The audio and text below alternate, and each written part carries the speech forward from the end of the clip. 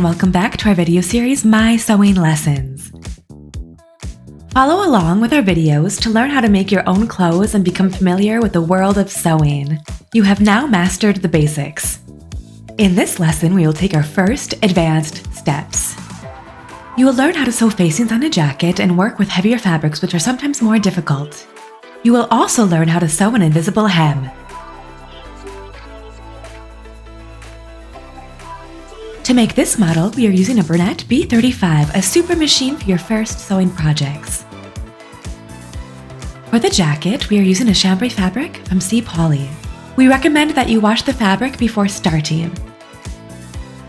You will also need thread in a matching color, a piece of interfacing, tailor's chalk, sewing machine needles, a needle for sewing by hand, a set square, a tape measure, straight pins, fabric scissors, thread snips, paper scissors, a tracing wheel, tracing paper, a seam gauge, and an iron. First, find the Burda size that matches your size. For this jacket, you will need your bust and waist measurements. Find out how to take your measurements on page 12 of the magazine. You can also note your measurements on the size chart there. On pattern sheet number 3, you will find the pattern pieces. Each size has its own outline. Highlight the outline for your size using a colored marker and cut out the pattern pieces using your paper scissors.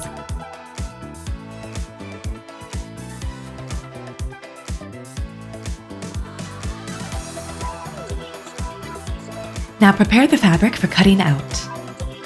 Place the fabric flat on the table with the wrong side, which will be the inside of the jacket later, facing up. In the last lessons, you learned how to tell which side of the fabric is the right side and which is the wrong side. The cutting layout in the instructions shows you exactly where to place the pattern pieces on the fabric. First, place pattern piece 2 with the writing facing up on the fabric. The edge labeled straight grain is parallel to the selvage. Use a tape measure to check whether the beginning and end of the straight grain line are at the same distance from the selvage and therefore parallel to it. Now pin all around using straight pins. Place pattern piece 1 on the fabric with the writing facing up, making sure that it is parallel to the selvage. Place pieces 3 and 4 on the fabric the same way and pin in place.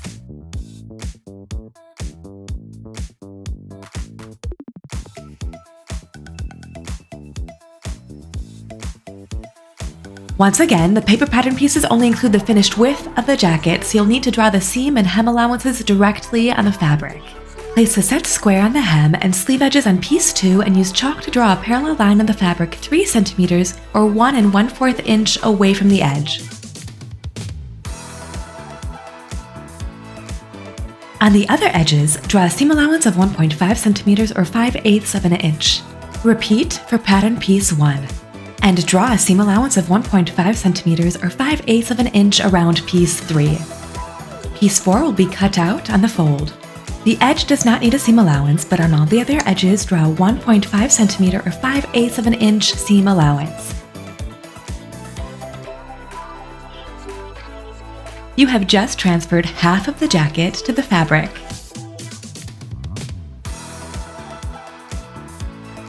For the next step, simply flip the pattern pieces. Remove all the paper pieces from the fabric and flip them so that all the writing is facing down. Start with piece 4 and place it exactly on the fold. Draw 1.5 centimeter or 5/8 of an inch seam allowance on the edges. Now place piece 3 on the fabric and add a 1.5 centimeter or 5/8 of an inch seam allowance all around.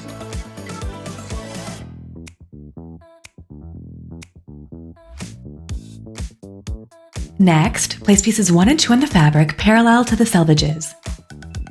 Use the tape measure to check again.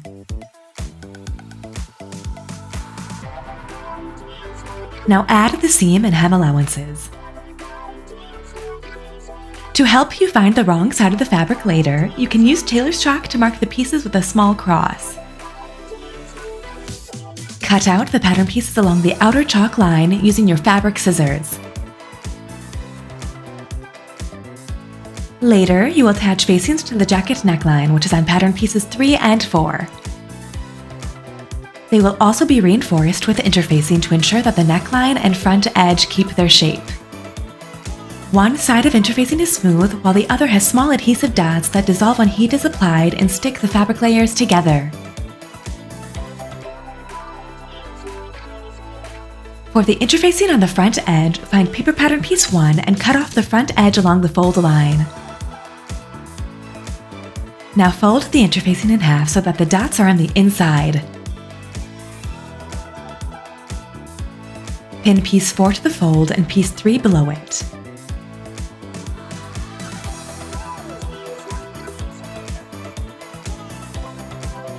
Use a pencil and set square to draw a seam allowance of 1.5 centimeters or 5/8 of an inch on the interfacing all around.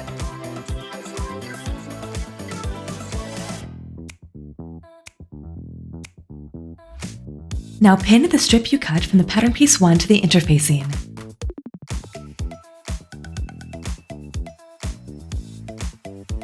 Add a seam allowance of 1.5 centimeters or 5/8 of an inch to the edge with seam 4. The opposite edge does not need a seam allowance. Add a 3 centimeter or 1 1/4 inch seam allowance to the bottom edge.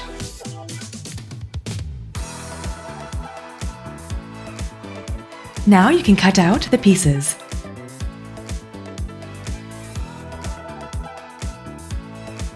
Remove the paper pattern pieces from the interfacing.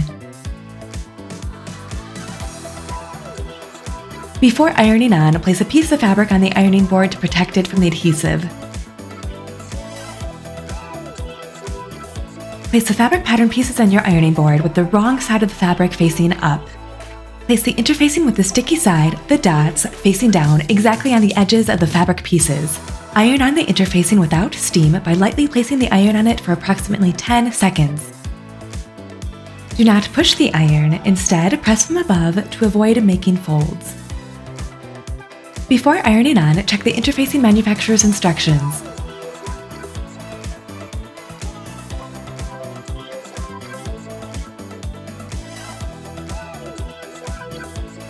Fold fabric piece 4 along the fold again, right sides together.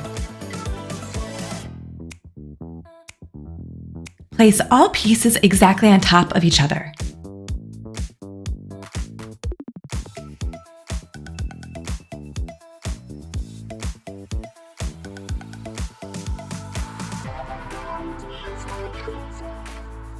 Next, tape the strip you cut from pattern piece 1 back in its original place.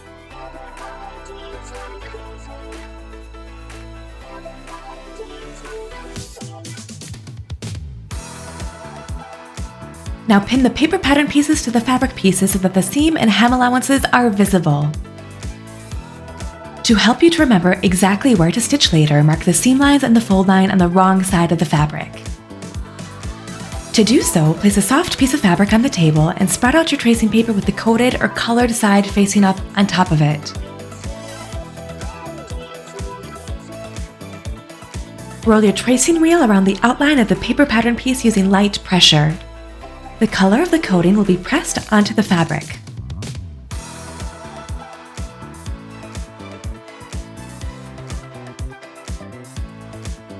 Remove the paper pattern piece from the fabric and pin both layers of fabric together again.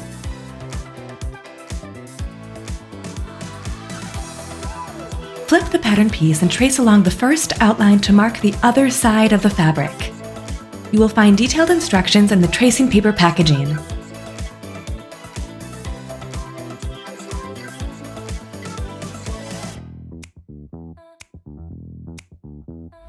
Now transfer the fold line on the front pieces to the right side of the fabric by using basting thread to make stitches. An easier method is to set a long stitch on your sewing machine and stitch along the marked fold line.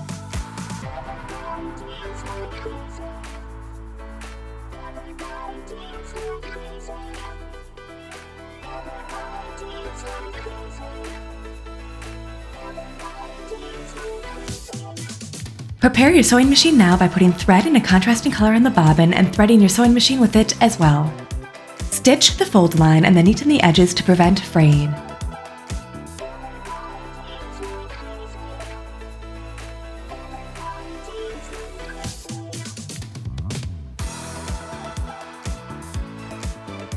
Now thread the machine with a matching thread and switch back to the original matching bobbin.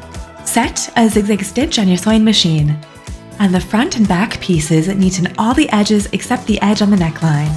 Stitch with the zigzag along the edges and make sure that the needle is always inserted right next to the edge.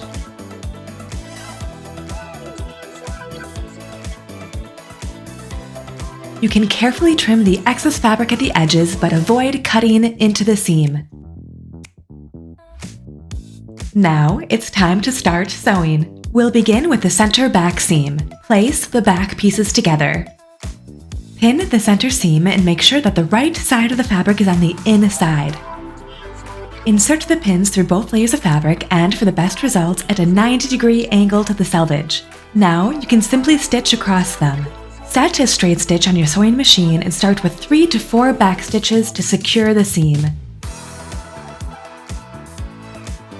Stitch along the marked line and secure the end of the seam with 3 to 4 back stitches.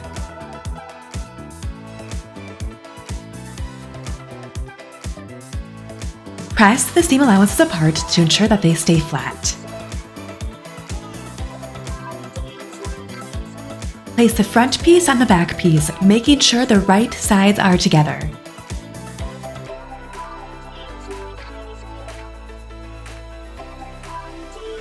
Pin the shoulder and along the upper sleeve seam, matching the pieces exactly.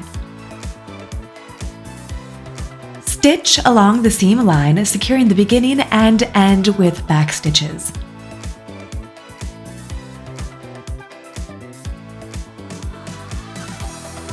Next, press the seam allowance apart.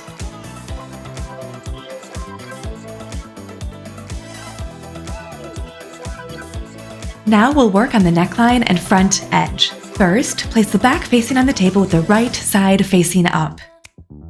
Place the front facings with the reinforced side facing up on the back facing so that the straight edges match exactly. Use straight pins to pin the edges together. Stitch the shoulder seams along the marked line. Secure the seam beginning and end with back stitches.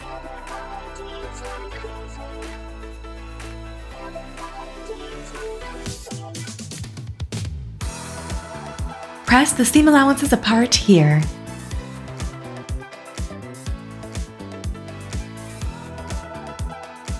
Now neaten the outer edge of the facing with a zigzag stitch.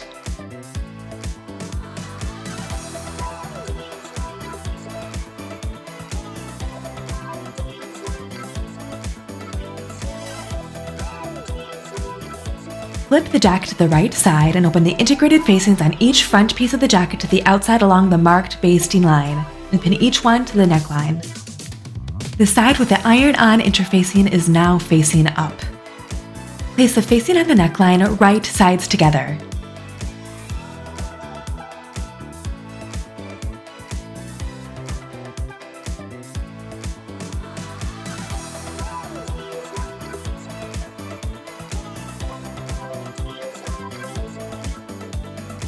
Here, you can start with the shoulder seams and insert the first straight pins with the shoulder seams of the jacket and facing meet.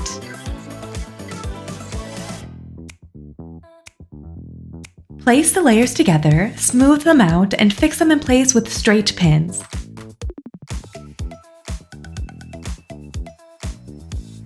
The short edges of the facings are on top of the folded strip.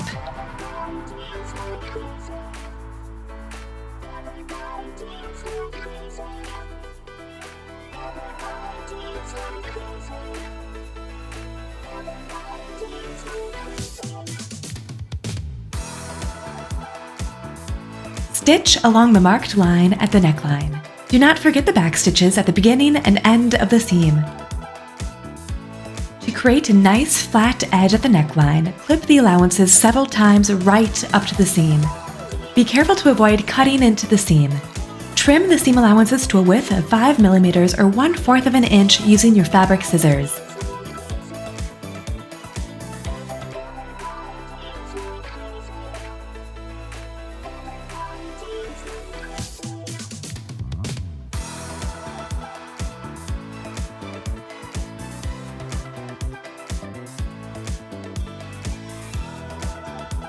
Now we're almost finished.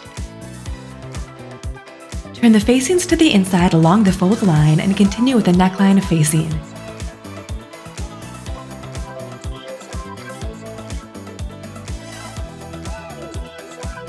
Now, we press the edges at the neckline flat.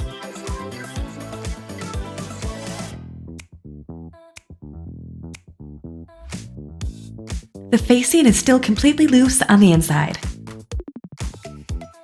This is why you will sew the facing at the neckline to the strip inside by hand. Make sure you catch only the facings to avoid visible stitches on the outside of the jacket. Sew the shoulder seams the same way.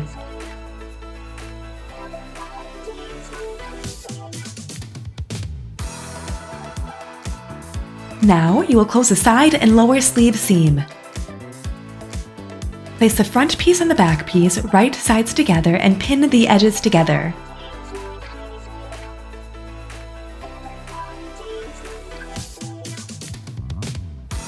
Stitch along the marked seam line here and secure the seam ends with back stitches.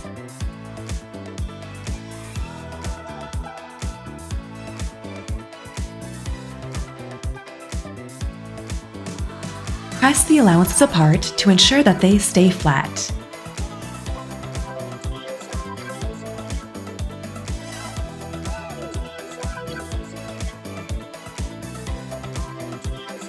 The last step is the hem and the sleeve ends of the jacket.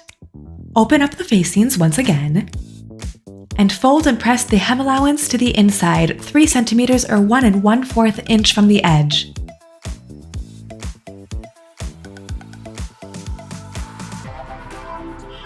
Now pin the hem.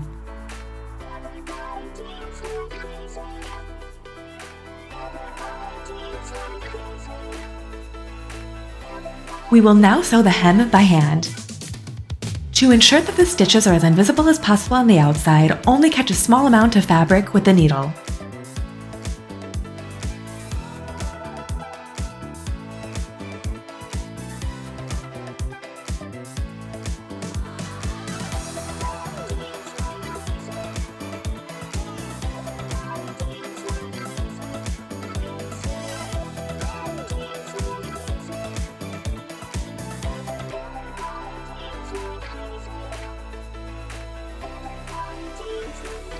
Turn the facings to the inside again and press them.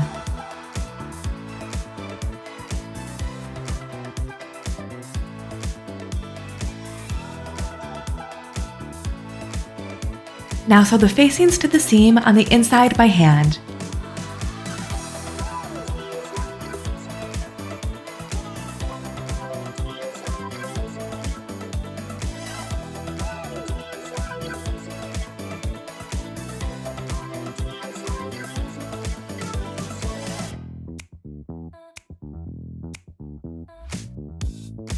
The last step is to remove the basting thread. Repeat the same steps for the sleeve ends. First, turn the jacket to the right side and press the seam allowances to the inside 3 cm or 1 1/4 inch from the edge.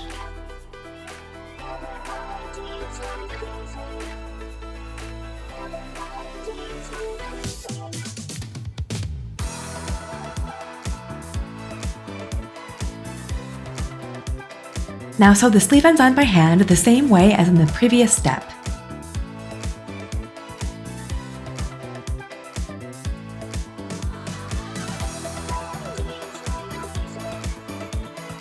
Your new jacket is already finished. You have learned how to master a very complicated piece, and you can also add facings and know how to work with thicker fabrics. And you now know how to sew an invisible seam by hand. We hope you had fun and will join us for the next lesson.